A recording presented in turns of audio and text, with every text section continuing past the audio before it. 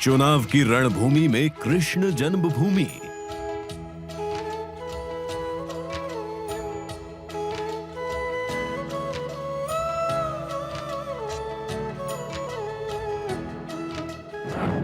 राम के बाद श्याम 2024 में बनेगा काम।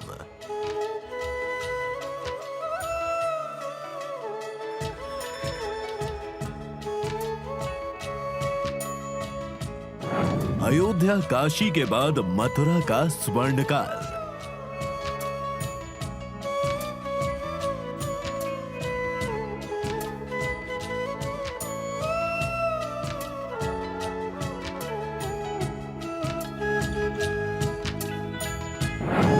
सियासत का भक्ति पथ।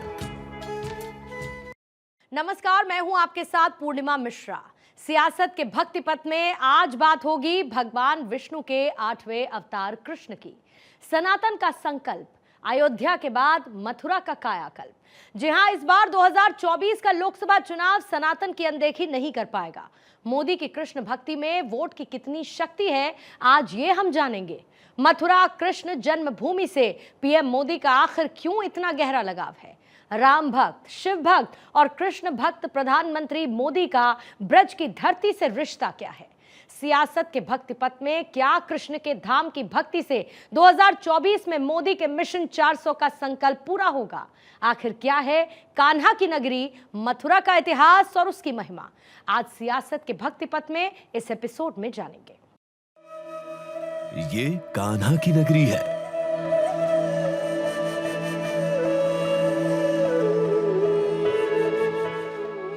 ये कृष्ण का धाम है। ये मथुरा है। यहीं पर वृंदावन है, जहां बाके बिहारी का वास है।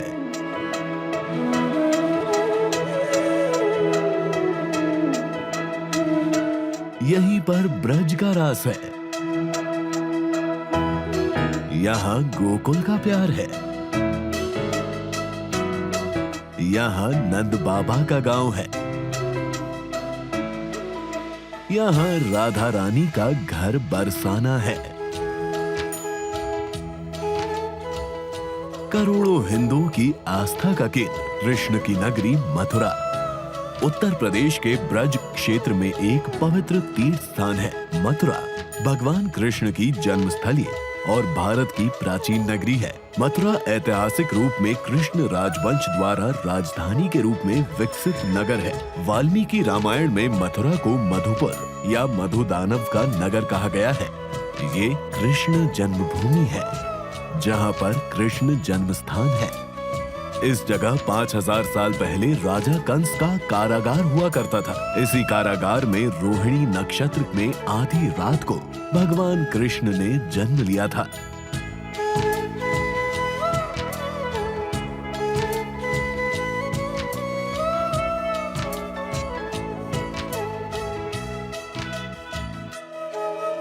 कहते हैं कि ब्रज के मठ मंदिरों में यूं तो अनेक धार्मिक कार्यक्रम और अनुष्ठान होते हैं, लेकिन ब्रज के प्रमुख स्थलों मथुरा, वृंदावन और गोवर्धन की परिक्रमा का विशेष महत्व है। धार्मिक मान्यता है कि इस समय में जो भी पूजा या धार्मिक कार्य किए जाते हैं, उसका कई गुना पुण्य मिलता है। कृष्ण काल में तमाम लीला स्थल और देवालय जो पूरे ब्रज में 84 कोस में फैले हुए हैं। मान्यता है कि इनकी परिक्रमा अधिक मास में करके श्रद्धालु पुण्य कमाते हैं। ब्रज 84 कोस की ये परिक्रमा मथुरा के पड़ोसी राज्य हरियाणा और राजस्थान के गांवों से होकर गुजरती है। इस पूरी परिक्रमा में कृष्ण की लीलाओं से जुड़े सरोवर, वन उपवन, पहाड़ पर्वत पड़ते हैं और कृष्ण की भक्ति का फल निस्वार्थ भाव से हर सनातनी को मिलता है। मान्यता है कि भगवान श्री कृष्ण ने मैया यशोदा और नंद बाबा के दर्शनों के लिए सभी तीर्थों को ब्रज में ही बुला लिया था। पीएम मोदी का ब्रजधाम से खास लगाव है। 2024 के चुनावी रण में काशी अयोध्या के बाद मथुरा की पावन धरा से सनातन की जो लहर उठ रही है, क्या वो सनातन विरोधियों को खंड खंड कर देगी?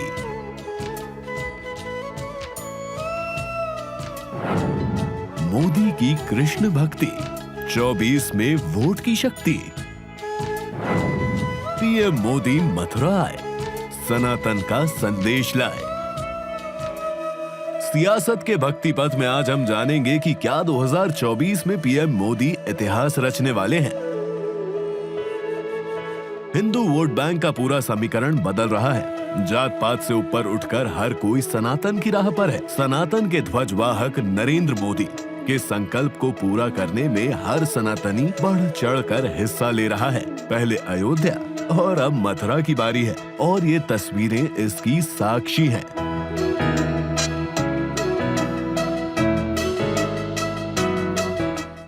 नरेंद्र मोदी देश के पहले ऐसे प्रधानमंत्री हैं जो कृष्ण की नगरी मथुरा पहुंचे। 22 जनवरी को अयोध्या में बने भव्य राम मंदिर में रामलला की प्राण प्रतिष्ठा से पहले 23 नवंबर 2023 को पीएम मोदी मथुरा पहुंचे और श्री कृष्ण जन्मभूमि जाकर दर्शन किए, पूजा अर्चना की। पीएम मोदी ब्रजरज उत्सव में भी शामिल हुए। कान्हा की नगरी में पीएम मोदी की भक्ति देख हर सनातनी को यह भरोसा पक्का हो गया कि बहुत जल्द अयोध्या की तरह ही मथुरा और वृंदावन की भव्यता और दिव्यता भी पूरी दुनिया देखेगी।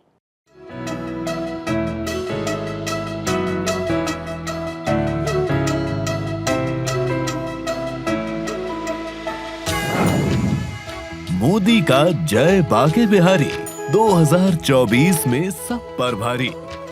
सिर पर पीली पगड़ी, गले में पीले रंग का पटका और फूलों की माला, हाथ जोड़कर संतों का वंदन करते देश के प्रधान सेवक नरेंद्र मोदी, जो आजादी के बाद पहले ऐसे प्रधानमंत्री हैं जो कृष्ण की नगरी मथुरा पहुंचे। कहते हैं ये सौभाग्य सिर्फ किस्मत वालों को मिलता है, तभी तो आज से पहले कभी कोई प्रधानमंत्री मथुरा कान्हा के दर्शन करने नहीं आया। 1989 के बाद एक नारा चला था, अयोध्या अभी झांकी है, काशी मथुरा बाकी है। अयोध्या में मंदिर बन गया, रामलला गर्भगृह में विराजमान हो गए। अयोध्या से लेकर पूरे देश में कण कण राम नाम से गूंज रहा है।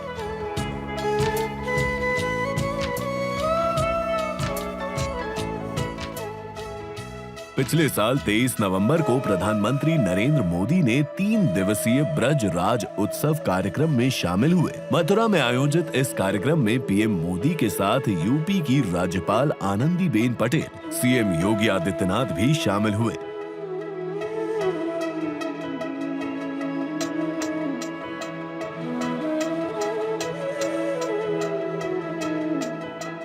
मथुरा से बीजेपी सांसद हेमा मालिनी ने भगवान कृष्ण की सबसे बड़ी भक्तों में से एक मीराबाई की 525वीं जयंती के अवसर पर आयोजित कार्यक्रम में एक नृत्य प्रस्तुत किया। हेमा मालिनी ने मीराबाई बनकर भरतनाट्यम किया।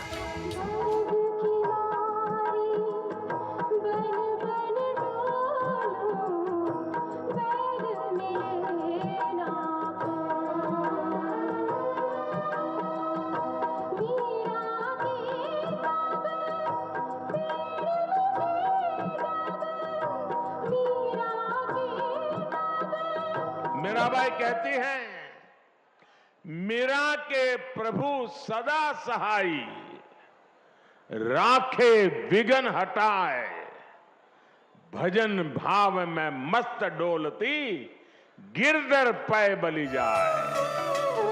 प्रधानमंत्री नरेंद्र मोदी ने जैसे ही ब्रज की धरती पर कदम रखा, जो अनुभूति उन्हें प्राप्त हुई वो खुद उन्होंने बयां की। पीएम मोदी ने कहा कि जिसे कृष्ण बुलाते हैं वही कान्हा की नगरी में आने का सौभाग्य प्राप्त होता है। मेरा सौभाग्य है कि मुझे आज ब्रज के दर्शन का अवसर मिला है, ब्रजवासियों के दर्शन का अवसर मिला है, क्योंकि यहां वही आता है जहां श्री कृष्ण और श्री जी बुलाते हैं। मथुरा वो पावन धरा है जहाँ के कण कण में राधा रानी और भगवान कृष्ण समाये हैं। इस बात का जिक्र पीएम मोदी ने अपने भाषण के दौरान भी किया था। इसके साथ ही पीएम मोदी ने मथुरा का महत्व क्या है, इस कृष्ण धाम की अलौकिकता क्या है, उसका भी उल्लेख किया। ब्रज की रज रज में राधा रानी रमी हुई है। यहाँ के कण कण में कृष्ण समाये हुए हैं। और इसलिए हमारे ग्रंथों में कहा गया है, सप्तद्वीपेषु यत् तीर्थ भ्रमणात् च यत् फलम प्राप्यते च अधिकम तस्मात् मथुरा भ्रमणीयते। अर्थात विश्व की सभी तीर्थ यात्राओं का जो लाभ होता है, उससे भी ज्यादा लाभ अकेले मथुरा और ब्रज की यात्रा से ही मिल जाता है। अयोध्या में प्रभु श्री राम का भव्य राम मंदिर और वाराणसी के काशी विश्वनाथ कॉरिडोर की तरह ही मथुरा के बांके बिहारी मंदिर में भी कॉरिडोर बनाने की तैयारी शुरू हो चुकी है। बांके बिहारी मंदिर का कॉरिडोर कैसा होगा? माना जा रहा है कि द्वापर युग में जैसी भगवान कृष्ण की नगरी मथुरा भव्य थी, वैसी ही इस कॉरिडोर के पूरा होने के बाद कृष्ण धाम की दिव्यता नजर आएगी।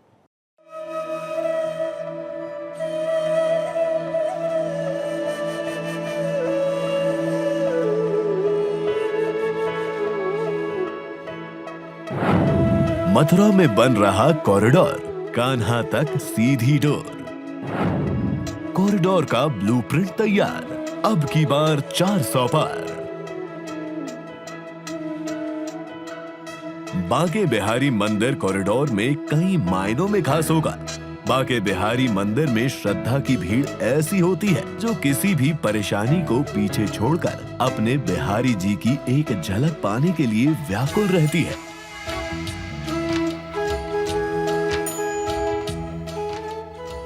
और जैसे ही बांके बिहारी के श्याम वर्ण रूप के दर्शन होते हैं, द्वापर युग का एहसास होता है। ऐसा दिव्य और परम आनंद जो किसी भी सुख में नहीं।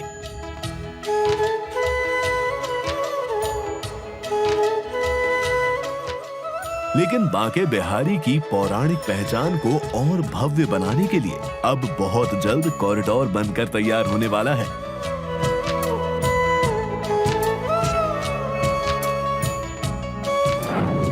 वाराणसी के काशी विश्वनाथ कॉरिडोर की तरह ही मथुरा के बांके बिहारी मंदिर में भी कॉरिडोर बनेगा। कॉरिडोर को लेकर सर्वे का काम पूरा हो चुका है। बांके बिहारी मंदिर का ये पूरा कॉरिडोर 2 मंजिला होगा। प्रस्तावित प्लान के मुताबिक कॉरिडोर से मंदिर जाने के 3 रास्ते होंगे।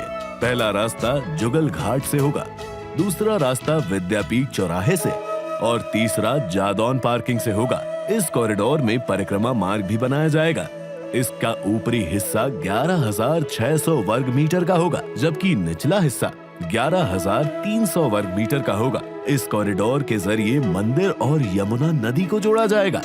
श्रद्धालु यमुना में डुबकी लगाने के बाद कॉरिडोर के जरिए सीधे मंदिर तक पहुंच सकेंगे। प्रस्तावित कॉरिडोर में श्रद्धालु बांके बिहारी मंदिर के साथ साथ 4 और प्राचीन मंदिर के भी दर्शन कर सकेंगे। इनमें मदन मोहन मंदिर और राधा वल्लभ मंदिर भी शामिल है। बांके बिहारी मंदिर कॉरिडोर बनने पर 10,000 श्रद्धालु मंदिर परिसर में ठहर सकेंगे।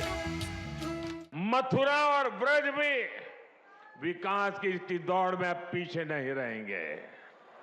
वो दिन दूर नहीं जब ब्रज क्षेत्र में भी भगवान के दर्शन और भी दिव्यता के साथ होंगे। मुझे खुशी है कि ब्रज के विकास के लिए उत्तर प्रदेश ब्रज तीर्थ विकास परिषद की स्थापना की गई है। ये परिषद श्रद्धालुओं की सुविधा और तीर्थ के विकास के लिए बहुत से काम कर रही है। अभी बांके बिहारी मंदिर यूपी के मथुरा जिले के वृंदावन धाम में रमण रेती पर स्थित है।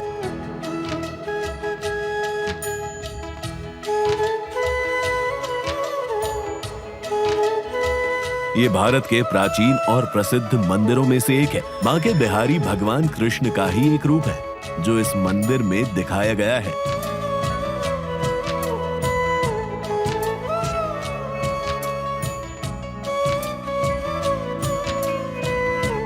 जिसकी भव्यता इतनी मनमोहक है कि जिसका वर्णन नहीं किया जा सकता, जिसकी व्याख्या शब्दों में नहीं की जा सकती, जो भी बांके बिहारी के धाम जाता है वही का होकर रह जाता है।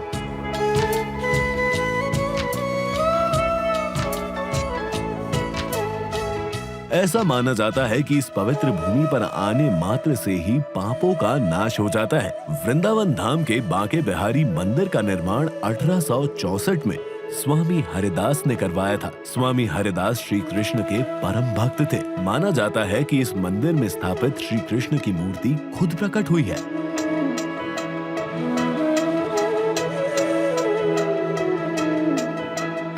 अयोध्या की तरह ही कान्हा की नगरी का कायाकल्प हो, इसको लेकर पीएम मोदी संकल्पबद्ध है।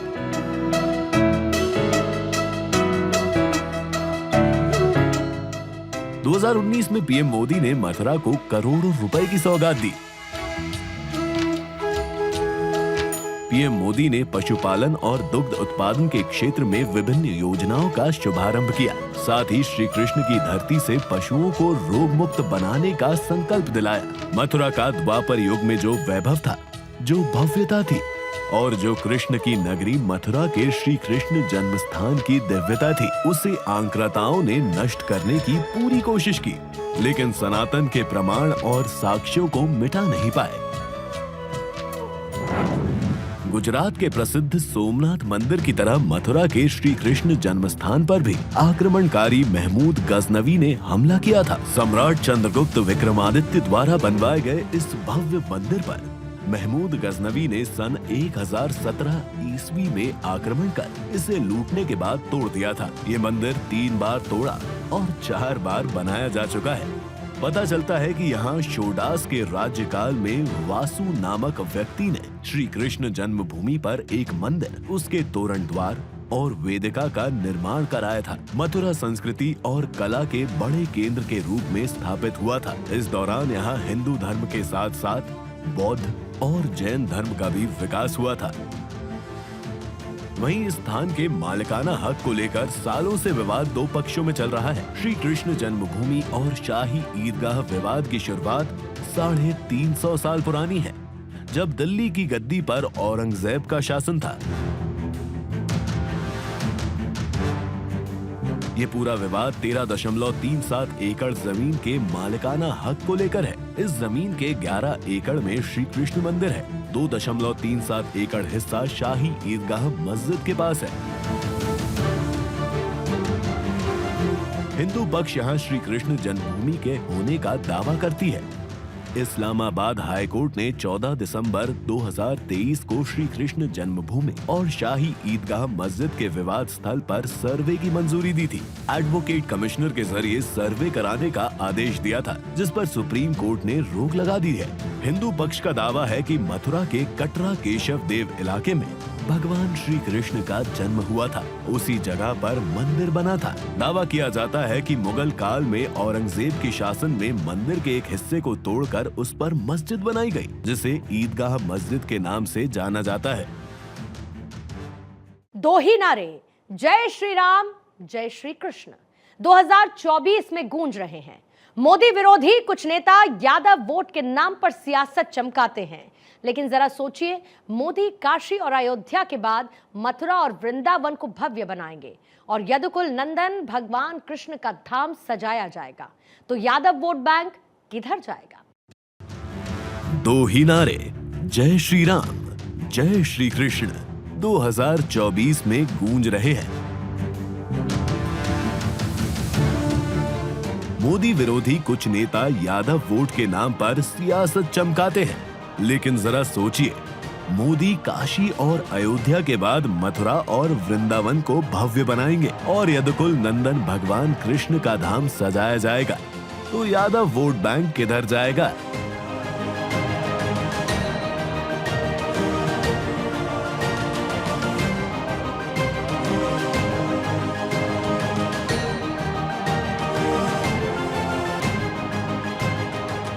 कहते हैं कि सत्ता का रास्ता उत्तर प्रदेश की लोकसभा सीटों से होकर गुजरता है।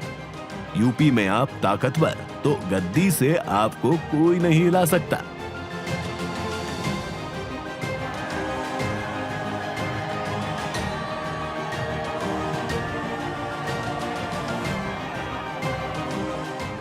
2024 के चुनावी रण में जीत का भगवा फहराने के लिए बीजेपी उत्तर प्रदेश के लिए तो रणनीति बना चुकी है, लेकिन ऐसे राज्य जहां बीजेपी का अच्छा प्रदर्शन नहीं रहा या जहां बीजेपी कमजोर है, उन सीट्स पर भी बीजेपी का खास फोकस है। जैसे अयोध्या 2024 में चुनाव का पावर सेंटर बन गया है, ठीक वैसे ही मथुरा भी सनातन का वोट बैंक होगा। पिछले साल जिन राज्यों में विधानसभा चुनाव हुए हैं, वहां कांग्रेस ने सॉफ्ट हिंदुत्व का कार्ड खेला, लेकिन उसे इस दाव के जरिए सफलता नहीं मिली। इसमें कोई शक नहीं है कि नरेंद्र मोदी से बड़ा कोई हिंदू हृदय सम्राट कहलाता हो, शक्ति के उपासक हो या फिर राम के उपासक या फिर कृष्ण भक्त मोदी। हाल ही में एक सर्वे के दौरान हिंदुओं के वोटिंग पैटर्न को लेकर रिसर्च की, जिससे पता चलता है कि हिंदुओं को 2 भागों में बांटा जा सकता है, एक वो जो कम धार्मिक है और दूसरा वो जो ज्यादा धार्मिक है। अब बीजेपी की नजर ज्यादा धार्मिक और मंदिर जाने वाले हिंदुओं पर है। बीजेपी का मानना है कि ये वोटर आगे 24 के चुनाव में गेम चेंजर साबित हो सकता है।